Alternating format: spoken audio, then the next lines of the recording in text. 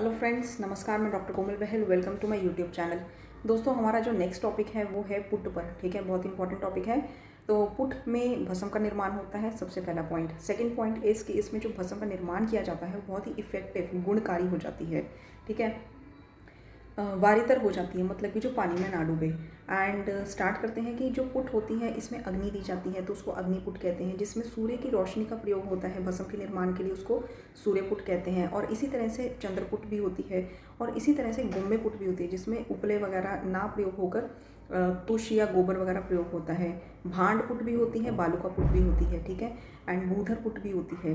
तो प्रवाल भस्म जैसे है वो चंद्रपुटी या सूर्यपुटी इसको कहेंगे। ठीक है, सेकंड इसकी जो अग्निपुट होती है उसमें महापुट है, जिसमें अधिक अग्नि का प्रयोग हमें करना होता है भस्म के निर्माण के लिए। इसमें 15 सोपले प्रयोग होते हैं। क्वेश्चन बहुत बार आ चुका है, स्पेशली वराहपुट के रिगार्डिंग एंड गजपुट के रिगार्डिंग।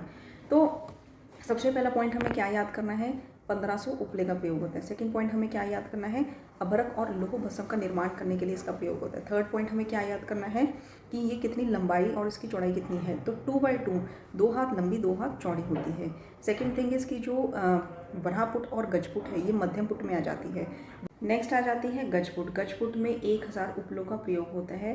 शंख भस्म, गोदंती, शुक्तिका एंड माक्षिक भस्म का प्रयोग करने में, निर्माण करने में इसका प्रयोग होता है।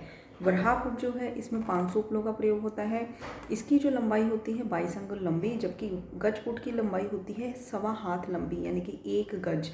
और फिर लघुपुट में आ जाती है कपोतपुट, जिसको लघुपुट, मृदुपुट भी बोलते हैं।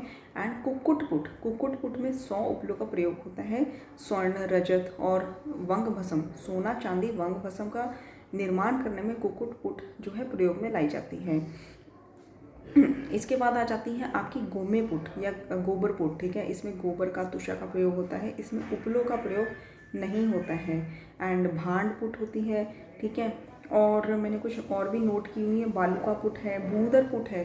भूदरपुट मतलब कि हमने ज़मीन पर 2 अंगुल जो है मिट्टी बिछा के उसके ऊपर उपले हमने जलाने होते हैं।